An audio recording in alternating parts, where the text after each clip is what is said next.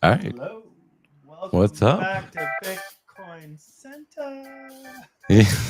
October 21st, another Tuesday. How are you doing, brother? I'm doing good, man. I'm getting a little bit more volume. There you go. I like it. All right. How you been? I've been good. How was your weekend, man? It was pretty epic. I was up in Montreal for the Canadian Bitcoin Conference. Yeah. It was great. I saw your coworker, Michelle Weekly. Yeah. She was talking about privacy and security. Nice. It was a great conference. She was representing Byte Federal. Go bank yourself, but not for the intro. But hit like and subscribe. Yeah, I had a great time in Montreal. I think it's one of the best What was the highlight? conferences. What was the highlight? On stage, I think Larry Lepard. Okay. He, really brought the fire he was on X the whole time, or, telling people to go. Dude, I've been watching him just rip people. He was ripping people to shreds, like on the way from like the festival to the dinner. He found Bitcoin. And he knew that guy personally. Steak, and then he found CrossFit, and now he's just fucking a terrorist. Yeah, so awesome. The highlights, I guess, so Larry on stage and sort of the message he was kind of giving, or just kind of the way he's able to crystallize certain points, especially around like maybe price suppression, and how there's price suppression through paper gold and futures, and similar thing in Bitcoin. Yeah, and he doesn't think it's drastic, I don't want to speak for Larry, but he was pretty intense. And then I got to walk home from the conference at the hotel with Larry and Tomer Strolite, Tomer and Nico on panel with me. So these were some highlights. And then we went out for steak dinner. Bull Bitcoin invited us, but we get to a nice steak restaurant, and there's like 50, 60 people coming. And we find out that we don't actually have a reservation for any of us. Oh, God. But somehow they accommodated us, Gibby's, and we had a nice time. Steaks came really late at night, but. So yeah, it was a great weekend. Epic conference. I'd go again for the third time in a row. This was my second time there. So cool. Montreal's a beautiful city. That's awesome. Yeah, how about you? What did I do this weekend? I built a chicken coop. Oh, your second one, I guess? Yeah, bigger. Okay. Is this chickens on the farm? It's going out to the farm. It's portable, built-in watering, and food, movable, fresh grass every day. They're gonna be some happy chickens. Yeah, we're talking about that. I thought this puppy would sort of replace or prevent that. Like I thought we got the puppy, and then Puppy's here with us today. Let's not do the chicken coop, but I think we're still doing a chicken coop behind us somewhere here. So what about Bitcoin? What about it?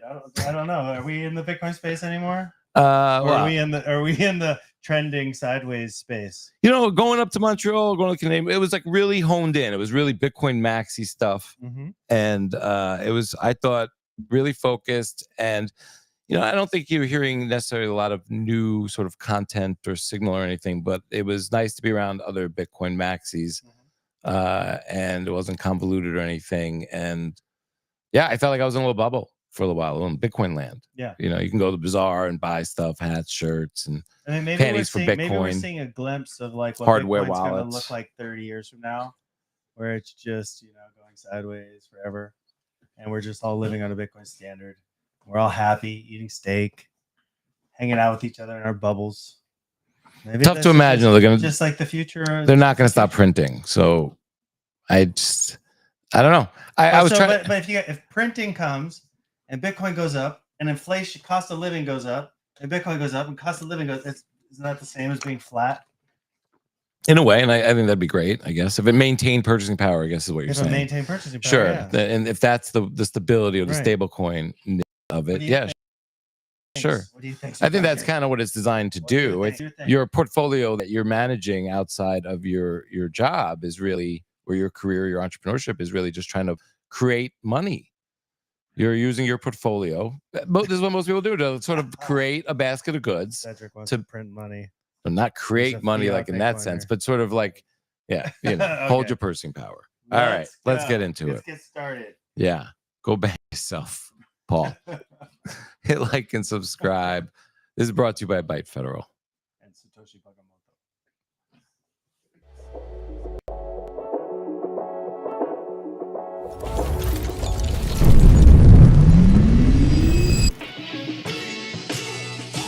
Let's be real, right? Praising Telegram for launching a Bitcoin wallet. I've always felt like Kaylee. Bitcoin, this digital currency that's out there that people say, oh, it might be the next big thing. What do you think? I think it's rat poison. Bitcoin. You never heard of them a few weeks ago? Now everybody's talking about them, but is it a currency? I don't know. Or is it more like a stock? Or is it a tulip bulb? We're going to debate that. Stupid. To me, it smells like Ponzi scheme and the greater fool theory, right? If you do like 5 minutes of freaking research. Well, okay, thanks for coming to my set talk. Yes. Don't buy shitcoins. Oh man, I always get that wrong. All right. Bitcoin's recent rally. Do you agree? Is crypto finally dead? Go to the next one. Matter of fact, they're kind of in the Ethernet. What are they? There's some rumors that it's this Japanese guy, but others say no, that he's a fake name. It was a pseudonym. I mean, you're literally putting real money onto a system that we don't even know who created it. It will come to a bad ending. Is this the most exciting bull run ever? Not for me. No, it's not.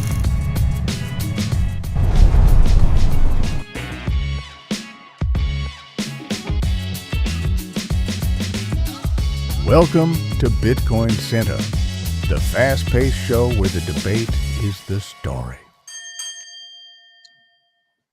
Ding, ding. All right, Cedric. Gold is hitting an all-time high. Banks are tapping Fed facilities amid tightening liquidity. Bitcoin's October fizzled. Is this just a temporary macro blip capping the bull run, or is it a fundamental test of Bitcoin's resilience as liquidity drains? I don't think it's the end of the bull run, personally. I think it has to do with liquidity. This article I'm reading here in CoinDesk talks to sort of how the overnight rates between the Fed overnight rate is going up. It went from like 0.02 to 0.19, I think, bips. And then I think that the overnight rate between the banks went up, and the amount of collateral that is coming through the repo facility is hitting around like sort of the amounts after COVID. So it looks like there's a little fear in the market, and I think everyone's waiting for more liquidity to come. When I say everyone, I think it's investors, traders, hedge funds. So that's what it appears to be. I still think there's this trend line of in some way they're not. I don't know how they're not letting Bitcoin rip. Yeah, and they're holding it back until there's just much more. I think one, they're pulling more into the ETFs, more into the treasury companies, more into sort of institutional hands via those vehicles. And I know those represent shareholders and things like that. And even the ETF, it does represent ownership, but I think they want it in those vehicles. I think this is a time where the coins are changing hands from OGs. I think it's still, we're underestimating how many OGs are just liquidating coins at this price and continuing, almost like they're DCAing out. Right.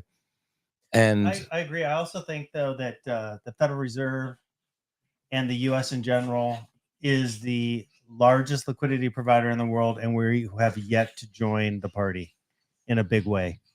Right.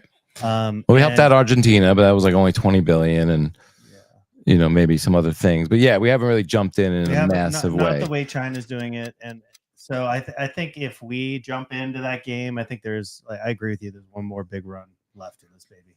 Yeah. So we'll see. All right, let's move on to the next topic here. All right. U.S. seizes 15 billion in Bitcoin, with U.S. authorities now holding 130,000 Bitcoin from a massive scam bust, potentially the largest single contribution to a national Bitcoin reserve. Will it be the fraudsters, not policymakers, who end up jumpstarting America's Bitcoin balance sheet?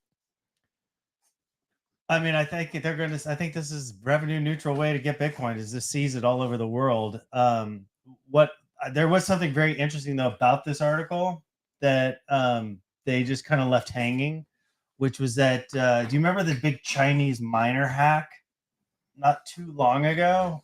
It was like Chinese miner was like called Lubin or something. I don't remember the name. But I guess the coins that they recovered, Elliptic traced them back to that hack of the miner, and so they're questioning now: was this miner really hacked? Sure. Or was it a fake hack in order to obfuscate these coins even further? And then they mentioned this thing and then moved on from it, which was like, was the U.S. involved in hacking that exchange? And then they just dropped that comment. Right. I'm like, wait a minute here. That's a weird seed to plant, because if if the U.S. hacked those coins from the Chinese miner and then they end up in the hands of this, I believe, Chinese national running pig butchering scams and camp in Cambodia. Do you think those were connected? That's what they're making the case. Elliptic is making the case that when they track those coins that they're somehow connected. Details to be determined. So, you know, and then it always begs the question, like, okay, great, you can track these coins, you can see where they came from, but I don't see any attempt to return them to the individuals who had them stolen. Right. Yeah, Like, so that's where you're gonna I'm be like, let's stop. This is so disappointing. Let's stop the fraud. Yeah, but then and when not you help recover the the coins, you're not going to return them to the people that got fraud. Yeah, and it's a sizable amount of coins for the United States government. It's going to be very massive. interesting. That was horrible to see and very disheartening. So I don't know. There's a lot, but I think there's more of that to a lot of come. mystery there, and I think seizure is on the. I think that's a warning shot to Yeah, U.S. citizens. So, Yeah, all 100%. right, let's move on. Okay, Samson Mao predicts a supersized rally, and Samson claims Bitcoin's next bull run will outshine gold. And is this a hyperbole from a permabull, or does Bitcoin's post-halving dynamics truly have a shot at eclipsing gold's performance? I do think Bitcoin has definitely a shot at eclipsing gold's performance, even before year end, and that wouldn't be much here in terms of like for a Bitcoin rally in Q4 of 18 months after the halving.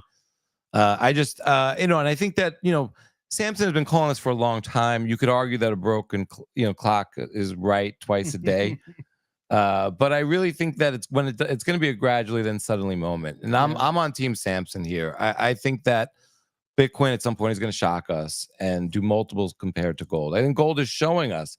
I mean, gold is up 60% on the year, right? And that's I think $10 trillion for the market cap. And that's a little confusing because like 15, if there's 30 trillion in gold, if it's now 30 trillion, maybe 15 of that is not traded. Maybe that's in gold, that's in antiquities and in jewelry and things of this. Only 15 trillion is traded, things of this nature. But gold is racing. I think this is a really screaming to the company. They're even talking about the debasement trade. I think the debasement trade is going to be sort of the way the transitory comment was made around inflation, where that's going to be the talk for the next 18 months. They're seeding this narrative. That you can almost get rich on inflation. Yeah. I mean, I have the feeling that gold is got to be accumulated first. Yeah. And it has to, and then we can market to market. I don't think we're marking it to market. I think we will. We only have 4% of, we have 8,000 tons of gold. Right. 4% of the 30 trillion. I think you got pissed on my laptop. I think they are going to market to market. I don't think they are. I think they're going to actually dump it.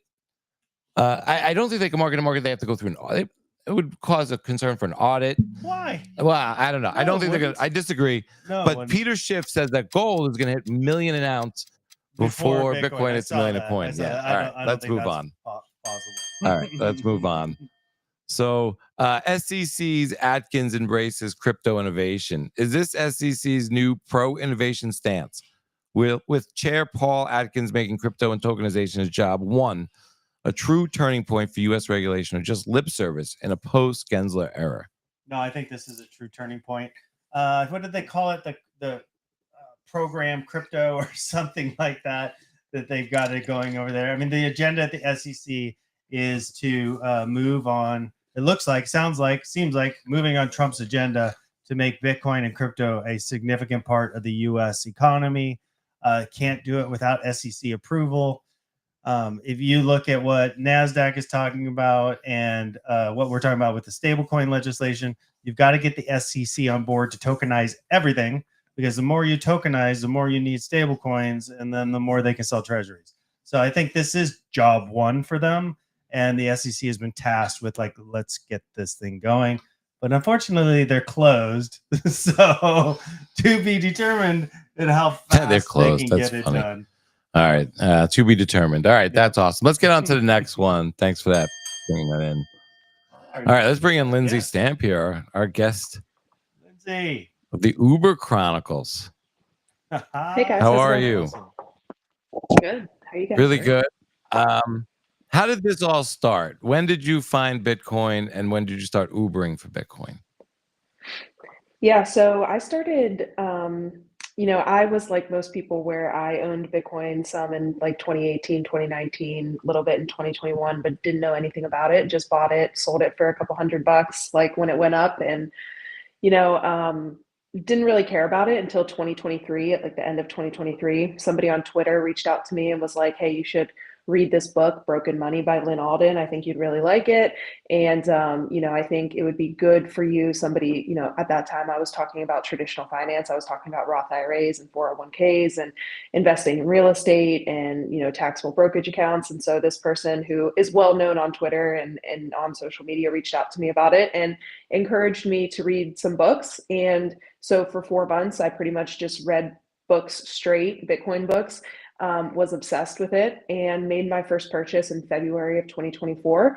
And shortly after, in like June, July of 2024, is when I started driving Uber because I realized this is a race to accumulate Bitcoin as fast as possible. So the money that I'm putting into it from my W-2 job and the money I'm putting into it from my rental properties is not enough. I need to earn more money. And what can I do? And that's when Uber started. Dude, you are a hustler. That's awesome. I got to ask you, how many people are you orange pilling in your Uber driving? It's not as many as I would like, to be honest with you. You would be surprised how many people you just pick up and take to work or take home from work, and they just want to sit silently, and they don't even want to talk. But a company reached out to me and sent me Bitcoin hats, and I've been wearing them when I'm driving Uber, and that sparked some conversation. So more recently, I've met other Bitcoiners and had people asking about it. So I think having something in the car or wearing some kind of merch might help me. So we'll see. I guess to be determined. I have tortured so many Uber drivers at different Bitcoin conferences over the years where the poor suckers are they're stuck listening to me ramble about Bitcoin for however long they have to drive me. It's good to see that it's going the other direction. And I'm wondering, are you going to bring your vehicle and yourself to Bitcoin 2025 in Vegas? 2026. You know what? I think that I'm not going to bring my Honda, but I think I'm going to bring myself, and it'll be my first conference. So yes, I am planning to come. Cool. Very good. What kind of Ubernomics are there? Should I pick up this person or that person? How do you do you have to face that, or you just go wherever? Are there any sort of ways to play the game differently? Yeah, it's actually funny you asked that because I was on another podcast this past weekend. It's called the Rideshare Guy podcast, and he basically interviews people that do Uber, Lyft, DoorDash, Instacart, things like that, and he gives them tips and tricks on how to increase their earnings. And I guess in the Uber world, I didn't know this until this weekend. There's people that are cherry pickers and there's people that are ants. And the cherry pickers just take the best rides when they pop up, and the ants take every ride that pops up. So up until this weekend, I just took every single ride. If it popped up on the screen, I would accept it. My acceptance rate was 99%. And I come to find out doing this podcast over the weekend that that's actually not the best way to increase your earnings or earn the most money, because the Uber algorithm knows that you're going to accept the fare regardless of what it is. So they take a larger cut, a larger percentage of the fare. And when you decline them and you put not worth the time, or there's a button you can click of why you're declining it. When you tell them it's not worth the money, they increase your fare to get you to accept more rides, and then you make more money. So I'm going to start being more selective about the rides that I take and what I accept. But up until now, I've just picked up every single ride that's popped up on my screen and, gone with it. This is proof that time preference pays off again. Has your life plan or goals changed over the last, whenever you started I think you've always been maybe on this journey of investing. So has it changed with Bitcoin in terms of maybe your goals or what your expectations are? Oh yeah, totally. I would say that my goals and my aspirations and my life plan is completely different. A couple of years ago when I first started making content, I was my goal was to have enough money coming in from rental properties and dividends that I could quit my job. Like that's what I was going towards. And now I don't own any dividend paying stocks. I've already sold one of my rental properties this year. I'm getting ready to post another one of my properties for sale. I don't want to do any of that.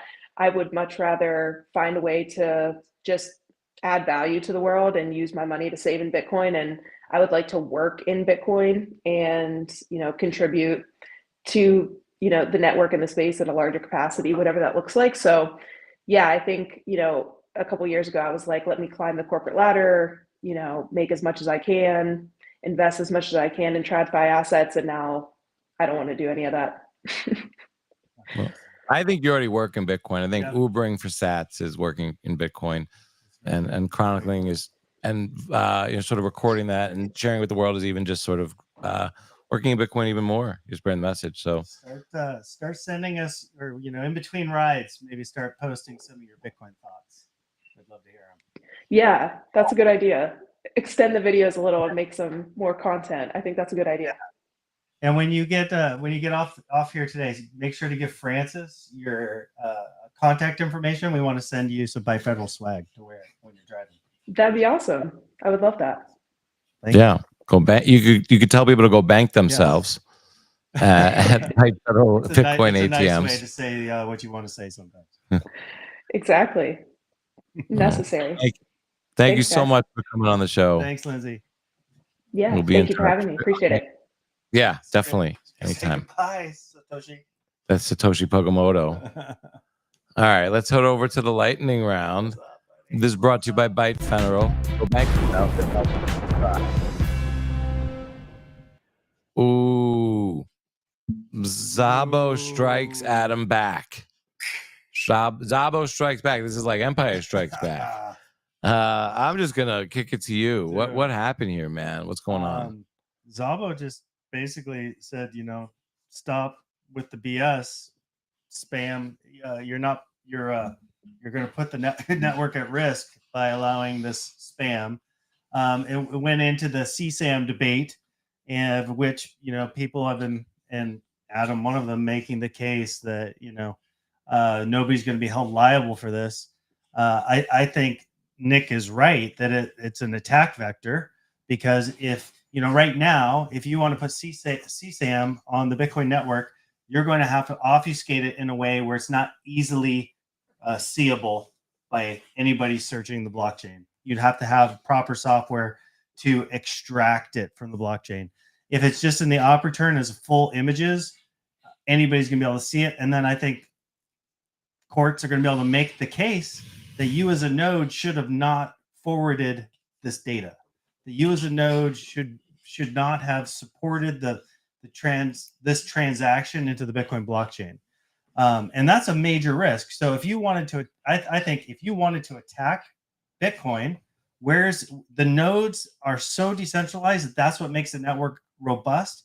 And if you want to attack people and prevent people from running nodes, scare them, or actually make a case against particular node operators so that you could consolidate nodes into big corporations that would do what they're told and run filtering software to remove CSAM, then this is a way to attack Bitcoin. So to me, it's obvious, and I don't understand if it's just technical hubris, which allows you to sort of like ignore the obvious threat, or if something else is going on.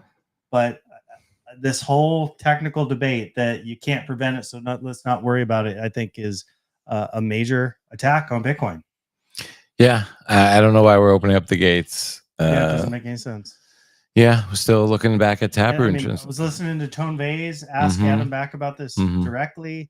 And to me, it's like he's either fooling himself with his own technical prowess by not contemplating that a court is not going to see the world through devs' eyes. A court is going to simply see this as there's an image, you could see it, you forwarded it, you're supporting it. So I think the legal logic that I think Dr. Adam Back is tracking is there's a developer at Blockstream who is a core developer and stated this sort of this logic, I don't think it's logical, but sort of this statement or rationale of if you start to filter things, you're acknowledging that certain things shouldn't be there, and now you're saying, "Oh, I am going to do my best to no, I'm going to do my best to keep those out." And now the onus is on the user to keep it all out.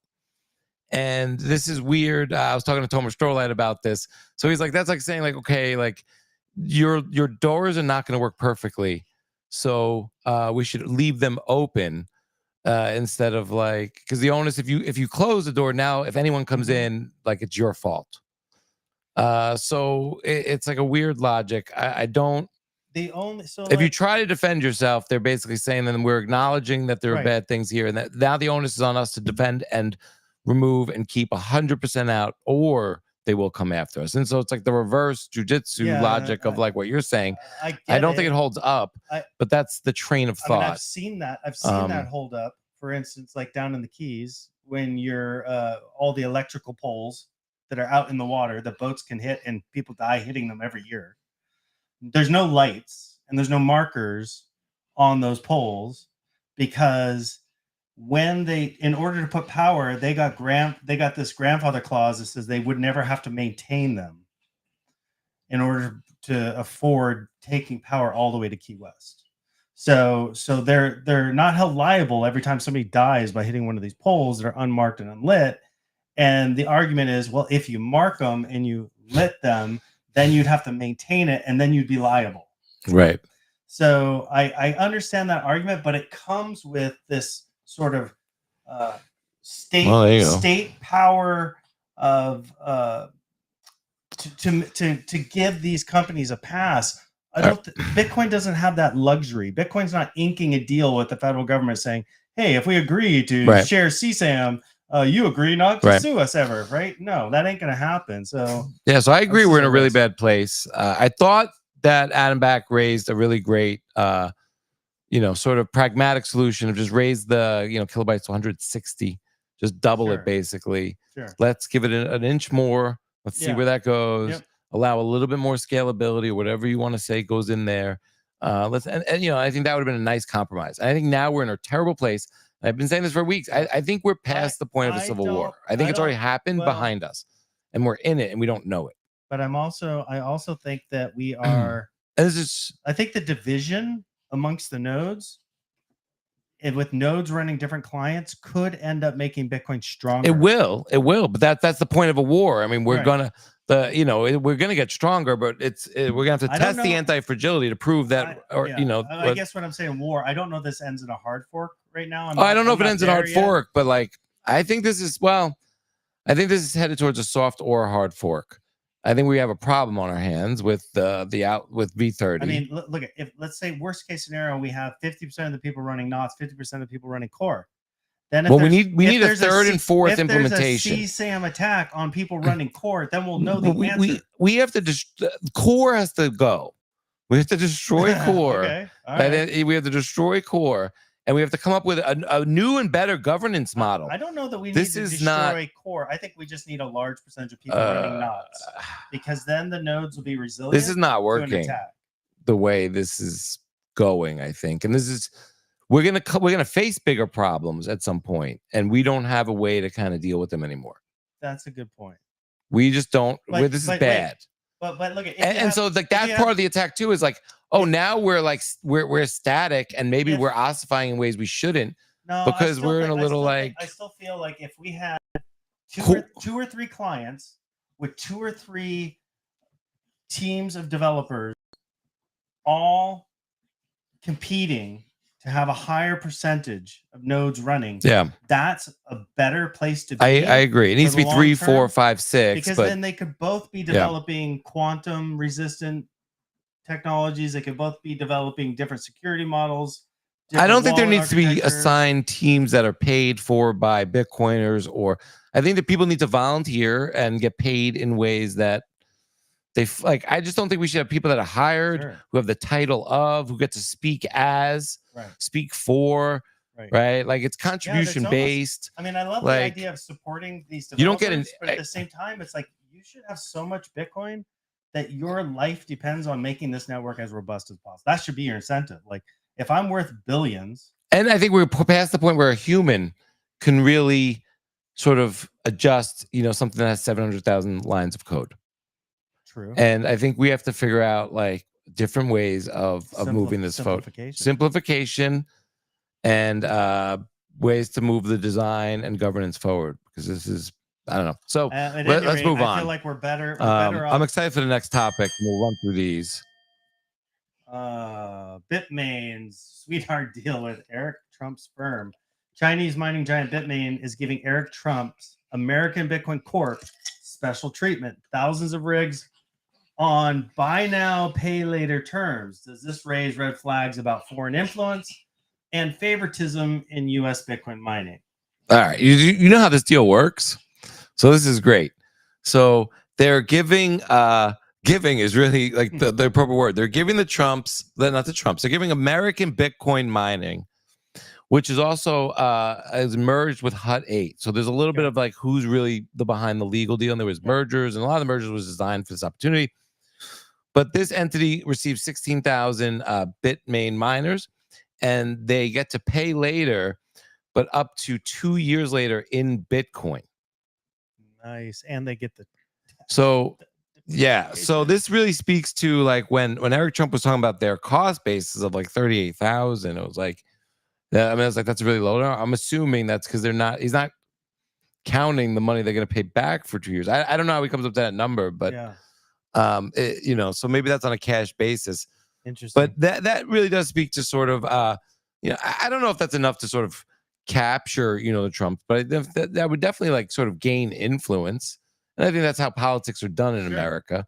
I'm not saying that's good or bad. It sounds bad, but I mean, cut me a deal and I'll set you up in a meeting with Daddy. Yeah, for something else, familiar. Well, here's a quote from in May at a Las Vegas Bitcoin conference sponsored by Bitmain. The president of American Bitcoin, Matt Prusik, underscored the political nature of the Bitcoin industry. If you think you're in the energy business or compute business or Bitcoin business, you're half right. He told the audience, underneath it all, you're in the business of politics, in the politics business. Yeah. So, of course, they're looking for preferential access. Let's move on to the next one here. I think that's just how things are done now. Paul Tudor Jones pivots to gold. What's going on here, Paul? It was, I don't know if it's a pivot. His article was just like, gold's doing really well and likely it's going to outperform Bitcoin this year.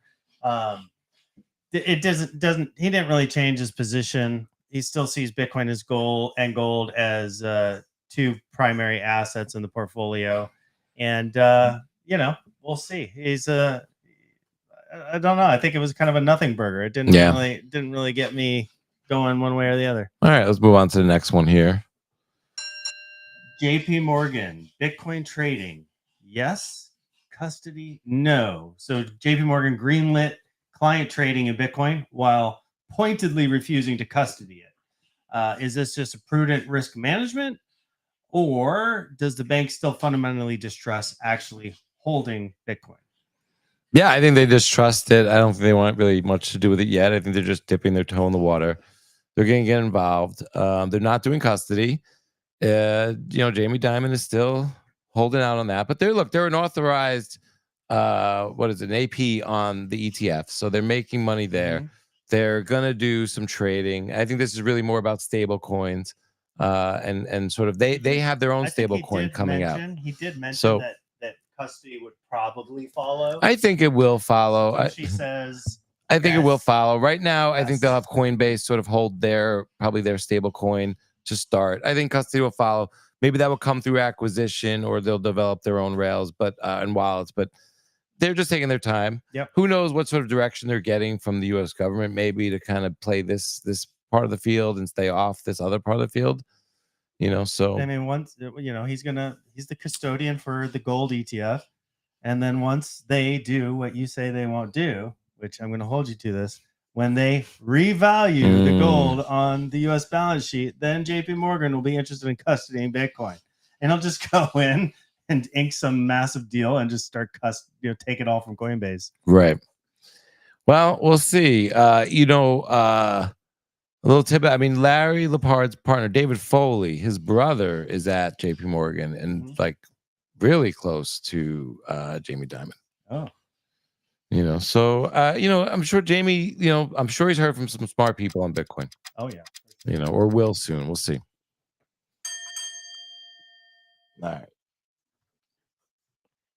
Is it me? It's you, baby. All right. Jack Dorsey calls out Tether's donation. Yep. Jack Dorsey ridiculed Tether's $250,000 donation to Bitcoin devs as a rounding error. Why only $250K? Does this shame crypto companies into funding more open source development, or just highlight that legacy Bitcoiners like Jack are carrying the load alone? Yeah, I mean, it is kind of a small number for Tether. I mean, that's like chump change at Tether. I mean, why? I just don't. Where does that donation go? How do the devs run it? Also, too, like I think this is not good. I don't think this is. You don't think? I don't know. I don't know. Explain this to me. So Tether gives $250,000 to Bitcoin devs. Who are they? And why do they get the money? Yeah. And what do they do with the money? It was Brink. Is there a contest? I guess Brink was one of the ones that I know Jack is supporting. I'm not. I don't know exactly where Tether's donation went, but and that's not a lot of money. I agree. It's not. On the other side of it, Tether is trying to build stuff that they believe is freedom tech and sovereign tech. Like they're trying to build their own and deliver it as a product to people. Which Tether. Yeah. They're trying to build freedom tech. Self-sovereign. It's really hard to believe that they're gonna have some end game of freedom tech. Is saying. I know, but that's just hard to. Yeah, it remains to be seen, right? Sure. I don't know. I think you're getting fed. You're getting fed a story there. Now let's go on to the next one. Naval calls out Lynn Alden. Oh gosh, these tech guys. I'm gonna let these speak for themselves. Oh man, what are Naval calls out Lynn Alden for being behind the curve for not understanding Zcash. The question is this a coordinated pump of Zcash from Silicon Valley, or is it simply so they can dump it on investors? Why are so many big names are falling in the trap? Dude, I'm just gonna read BitPain. I'm just gonna read his tweet. The entire Zcash pump and dump scam is such a retarded narrative to begin with. Like, even if Zcash transactions were reliably private, they aren't. Why the F would I buy it as an investment? If the utility is private payments and somehow by some miracle I find the 1 out of 1 million people willing to accept Zcash, why would I not just immediately prior to the transaction exchange real money, i.e. Bitcoin, for the regarded pseudo-private VC scam? Why hold it? Why invest in it? There is no value accrual thesis. The scammers are getting so lazy and low energy. This is the 2023 sleepy Joe Biden of shitcoin scams. At least come up with some half-sensible thesis to dump your bags. Come on, you worthless cunts. You can do better than this. Believe in you. Mint an NFT or some shit. 2021 scammery was so much more exuberant. I don't even think these guys see it as a scam because this is their entire business model in VC. Sure. So if they've got a bag of stuff that they're incentivized to sell it to the next greater fool.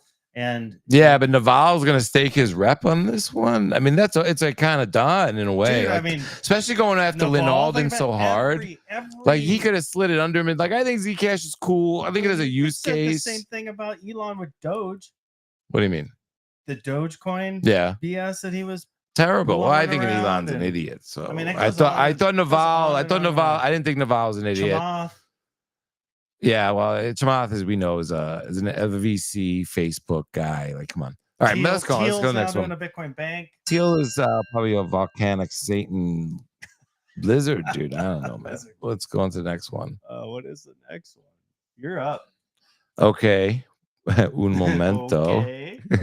Bitcoin shrugs as bank jitters. U.S. regional bank stocks are sliding and bond yields are whipsawing. That's not the one. That's not the one, Japan, man. Baby. Japan may let banks hold Bitcoin. If Japan's financial regulator greenlights banks to hold Bitcoin and even run crypto exchanges, are we on the verge of a domino effect in global banking adoption? Or will conservative risk rules keep traditional finance from going full orange pilled? Daddy Orange said you guys need to get your shit going here because we're about to switch to stable coins and Bitcoin. So you better figure that out over there. The yen carry trade is done, so you're going to start holding Bitcoin. So I mean, it's literally that's they're just doing what we tell them to do, right? So yeah, they say, oh, okay, SAB 121 is repealed. Banks are going to start doing crypto and stable coins in the United States. We need to do the same thing. Let's get our act together. It's as simple as that. But the thing people are missing is this doesn't happen fast. I don't care if it's Jesus Christ himself coming out of the clouds and saying, banks, you will hold Bitcoin. This is not going to happen fast. Banks are so far behind the curve from a technological perspective. They have 1980s DOS operating systems. They cannot just jump into a crypto future. They have, and it breaks their entire rehypothecation business model. Like, this is a totally new line of business. It's highly technical, and banks are going to be. Oh wait, but banks could just get you into stable coins. Wall Street banks will and do it, collect but the your local interest on the bank is treasuries. gonna have a hard time.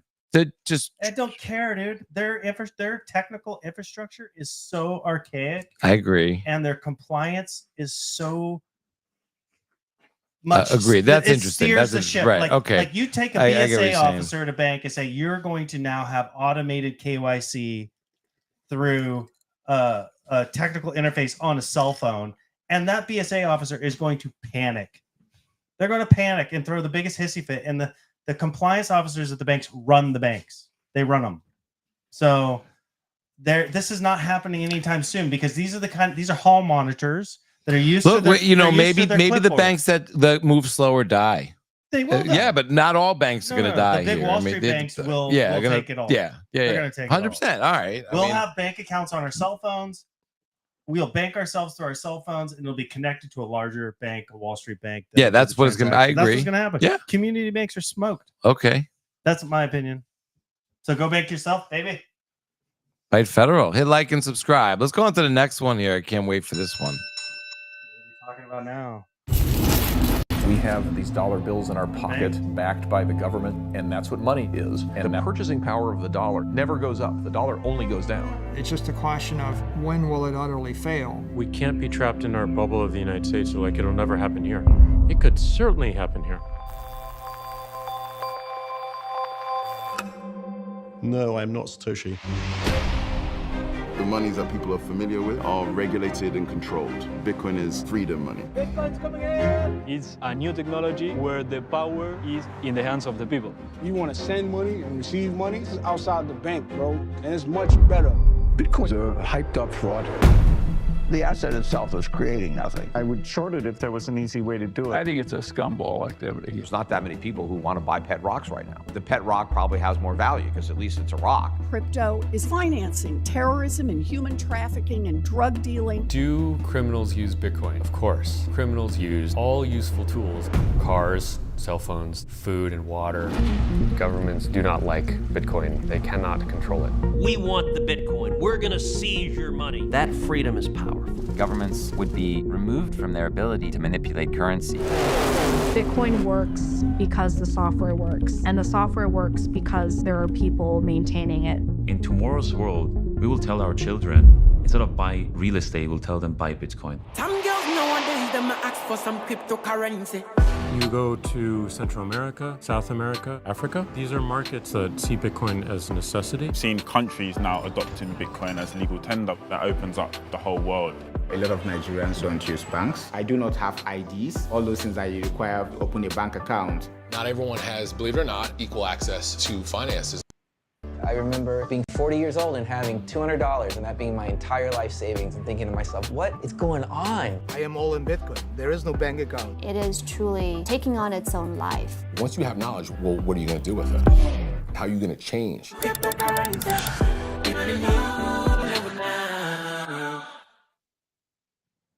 Yeah, I love it. Me too. It's awesome. It's playing here in Sarasota. When? I just doxed us. Sorry.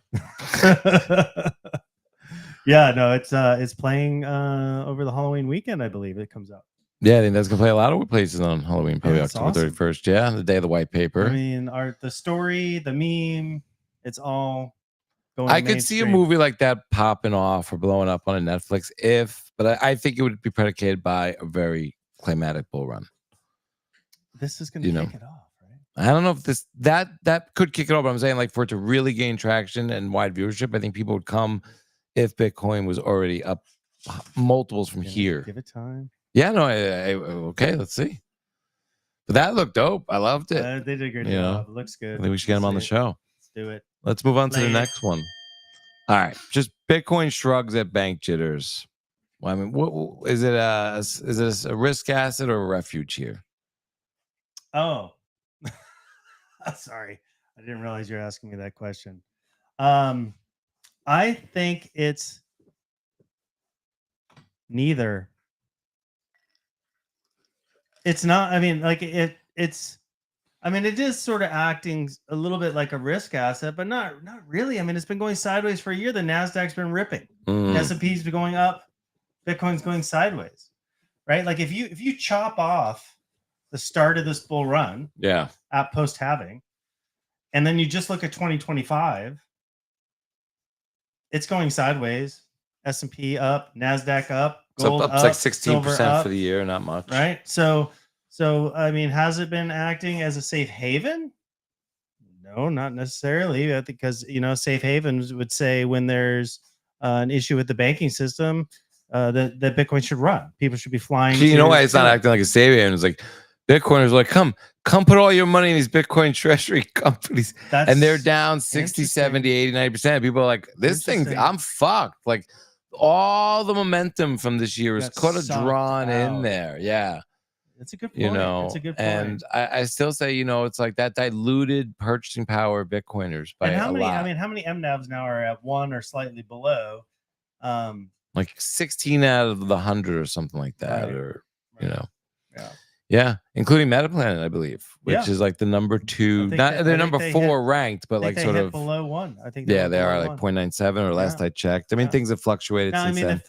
If Bitcoin starts its run, if we have an end of the year run, it could change that for a lot of those companies real fast. Right. So one, it remains to be seen were they just early, too early to what is it a long-term thing, whether they were early, I still think we have a long ways to go before Bitcoin is seen as a safe haven. Right. I don't think it gets really seen as a safe haven from the math. I mean, obviously Bitcoiners believe it's a safe maybe haven. They permanently trade below 1. Like if you think about, maybe compare it to like sort of gold, like, like you think about like 1.1, but you have management risk, you have leverage, you have different sort of like things that you could say, you have operating business expense or just not even operating business. Like if acquiring Bitcoin is the operating business, even that has an expense of, okay, got it. Right. The treasury companies have payroll, they have HR, they have compliance, they have legal, they have the strategy team, like they have the bonuses, like these things are drag on the NAV, in some ways, maybe. I don't know. Yeah. But what I was getting at was that if the treasuries, real treasuries, not treasury companies, U.S. treasuries has been the safe haven asset for the last 40 years. And until that starts to meaningfully break down due to inflation, then that's when you should see gold and Bitcoin start to be looked at as a safe haven. And we've been seeing that gold is being looked at as a safe haven. Obviously, it's been doing great this year on this risk that liquidity is going to lead to inflation. Right. And Bitcoin hasn't yet caught up, or it hasn't yet responded, because I still think people are viewing it as a technology, the mass market. I mean, Bitcoiners are looking at it as a safe haven because it can't be confiscated. It can't be censored. Yeah. I think they also think, even if they think it's a second, they also think they missed it. I do think that they missed it. And I think that they feel like it's a less asymmetric bet at this point. Lindsay doesn't, and she's bringing on. Yeah, no, it's true. She recognizes the value and sort of the future potential that still remains. Yeah. So let's move on to the next one here. China freezes big tech stablecoins. So Beijing has quietly forced tech giants to shut down stablecoin projects. Does this signal a crackdown on yuan competitors, a strike at tether demand, or a broader escalation in the economic war that could push Bitcoin into the spotlight? That's interesting. So I do think we're seeing this. Well, they don't want stablecoins in Hong Kong. Hong Kong passed an initiative to launch stablecoins, and the major Chinese banks, not from Hong Kong, like we're going to get in that into that pilot program, And then China was like, whoa, that's not really cool. And so I can see why they don't want any sort of stable coins in Hong Kong. That's not they want export controls there, and that's their transition to the West, and they monitor that very closely, and that's key for them. I think we're going towards this world where it's going to be gold and CBDCs, not necessarily stable coins like the dollar. And then on the other side, it's going to be Bitcoin reserves and hash power and stable coins. So I think countries like Canada are aligning with us by selling their gold. They're aligning themselves with the West or the states, and the way the states are going to a Bitcoin network and hash power. I think in a way, selling your gold is aligning with us. I think El Salvador moving to stable, having Tether there and moving to Bitcoin is aligning with us. That's where I kind of see this going. Yeah, but so if you're China, right, you're going to shut this down because you want to prevent capital flight, right? And you want to control your currency as much as possible, right? But what's to prevent a Chinese individual from using a Tor browser and downloading a Tether wallet and maybe having an account in Hong Kong and then converting into stable coins? Right, but they're not going to let a Hong Kong bank launch it or the Hong Kong government launch it, and they're going to threaten that person with jail. But I mean, with decentralized exchanges, you should be able to convert. Yeah, they're just not going to let this happen in a centralized fashion, right? And they're not going to. They're going to fight it as hard as they can. It's a speed bump, but if you're an individual in China, or even a business in China, you're kind of incentivized to look at these things, but not if they're not. But also, not only they're not going to make it easy for you, but they're not going to allow it probably in the news, and they're not going to. Well, just like they banned Bitcoin trading and they banned. Bitcoin but you know where the mining, number one, where the most mining in the world is right now? Yeah. Where the most mining in the world is? In China. Oh, okay. That's what someone told me at the conference. Not the states like I thought. All right, let's move on to the last one here, or the next one. 450 million Bitcoin statue on Alcatraz. Yeah. A Bitcoin miner is proposing a 450-foot Prometheus statue on Alcatraz Island. Bold vision of Bitcoin's cultural triumph or peak crypto hubris. And who's going to explain this to the National Park Service? What is this? So, Bitcoin miner, whose name I can't remember, had proposed this idea, and I guess he's pitched it to the administration. It's 450 million or 450 feet? It's both. Both? Yes. And what is it made out of? Gold? No, it's made out of nickel and some other metals. $500 million? Yeah. Of nickel? Yeah. I mean, it's a big freaking statue. I don't get it. That's what you would say. Wouldn't that person buy Bitcoin? Peak crypto hubris. This is regarded. They're just sitting on some nickel? I think it would be I don't get like a nonprofit project. But if this thing got erected and all it's of a sudden fake nickel. And all of a sudden New York had the largest Alcatraz though. This is Alcatraz, San Francisco. Yeah, but I'm sorry, yeah. That which has been shut down, right? So if all of a sudden San Francisco had the largest that's right. Alcatraz has been shut down. Related statue in the world, is almost like the same signal you get on Times Magazine when some country builds the largest building in the world, right? And it's the top of the market. When you say shut down, do you mean the prison or you mean the tourist destination? Yeah, okay. Yeah. Have you been to Alcatraz? No, but I've been a few times. Well, I'm gonna quit doxing my family. Fair enough. I won't tell you why I was in Alcatraz. I won't dox myself. All right, I think that's the end of the show. Do we have any Q&A in the chat? Francis, hit like and subscribe. This is Bitcoin Center, brought to you by Byte Federal. Go bank yourself. You got the point of sale, the crypto wallet, and the Bitcoin ATMs. Hope you guys are enjoying the show. We do it every Tuesday at 8 p.m. Eastern. This will be what the statue looks like in Alcatraz. Yeah, you Satoshi. You Satoshi. Say goodbye. Bye-bye, everybody. Good dog. All right, folks. I'm going to try to, yeah. Oh, I predict the gold inflation rate is going to go up like 10% because now Now they can burn 4K worth of diesel for every ounce. So what do you think is going to happen with gold? Do you think gold's going to go to 16,000 an ounce? No, he's got a great point, right? But I mean, when price I goes predict the up, gold inflation rate production is goes gonna up. Well said, Robert. Yeah, I love that. $4,000 worth of diesel for every ounce. What do you think is going to happen? I mean, gold just pulled back a little bit. Yeah. It's at 4,100 and change, I think. The RSI hasn't really been diverging yet, so I think gold could still move for quite some time in the upward direction. Do you think it's the canary in the coal mine?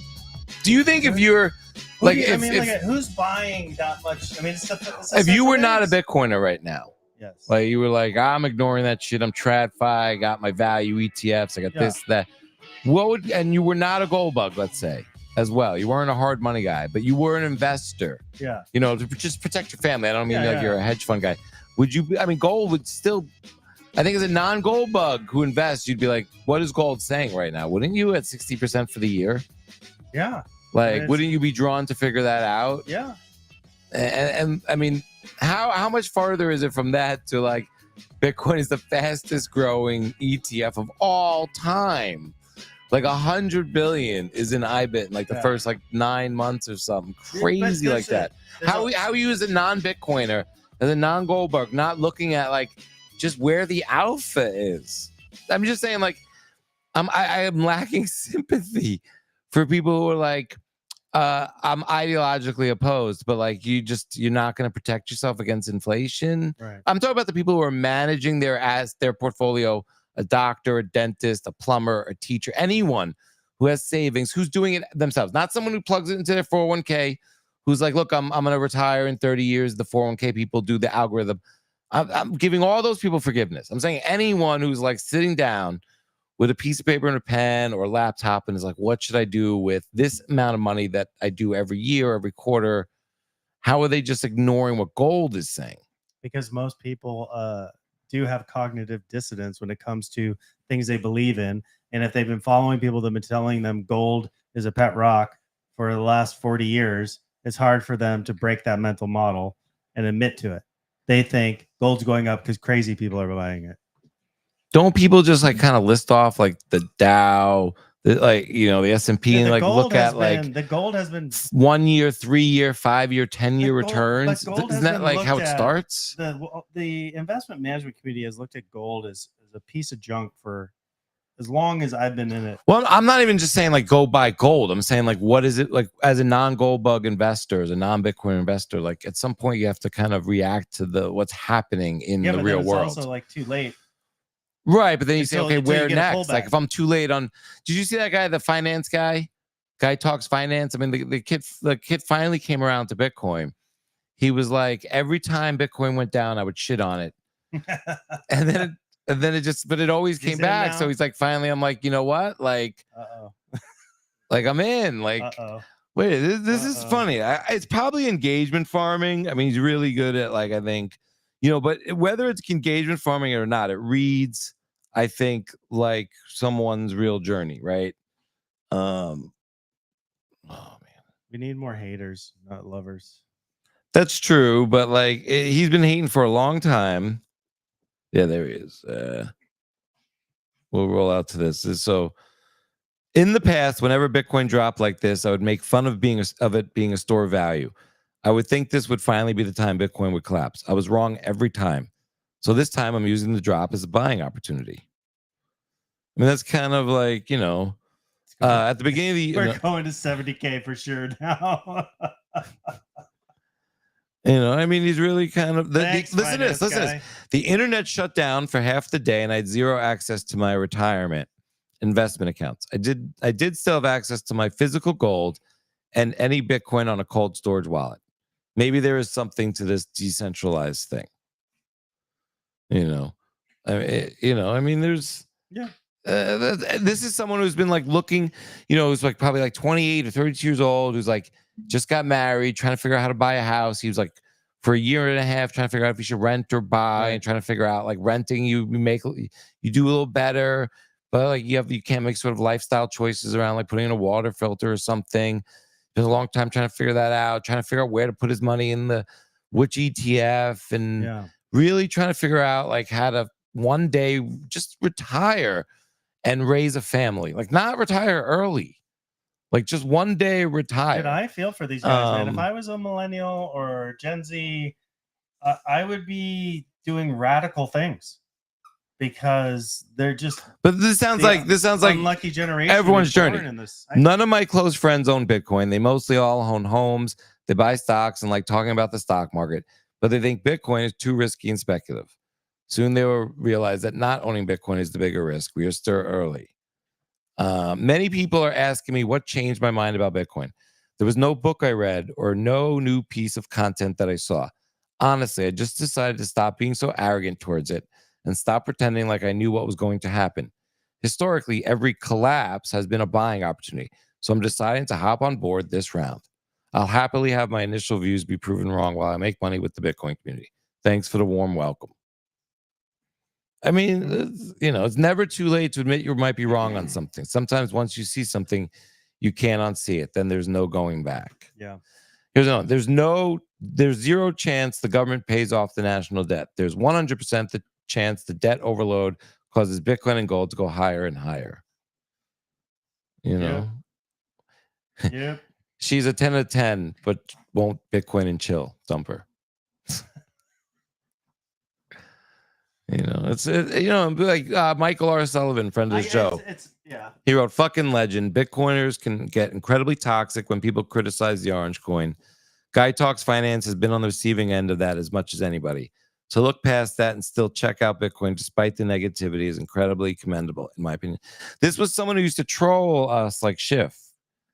Like, where it was like, I think he believed it. I don't know about like Schiff, but like it was getting him a lot of traction and there was a lot of opportunity to do it. And we would fight it and it would get, the non-Bitcoiners loved it. But then one day he says, hey, look, like I was wrong every time. Like my eyes aren't deceiving me. Yeah. I think that's why I don't have some empathy for people who are trying to do this and just ignoring it over and over. I'm not talking about people who don't pay any attention. I can see why that gets by them. I'm getting nervous about everybody being so pro Bitcoin. Well, the government being pro Bitcoin is weird, and all of us, not you and me, but people rooting that on. Not that I think it like kills Bitcoin. No, but things are changing though. It makes me feel like we're due for a big correction at some point when this is done. Well, it's nice to see Szabo back, huh? Yeah. Let's get a little toxic. Yeah, that too, right? Let's defend. Every Bitcoin cycle has slayed a hero. Every cycle I've been in has slayed a hero. Well, let's not get and there should be no heroes though. There shouldn't be. Yeah. So we shouldn't even have heroes to slay. But I get now people kind of. It happens all the time in this in the Bitcoin space. Yeah. People that you thought like, oh my God, this guy's a legend. Oh, he's a hero. He's brilliant. Blah blah blah. And then a year later, you're going like, what the hell? Ideas have people, we'll so I mean, like they have good ideas, I mean, we'll see who that is on this. We'll see where it goes. All right. Thank you so much for tuning in, folks. Thanks for joining us. See you next week. BitcoinCenter, brought to you by Byte Federal. Go bank yourself.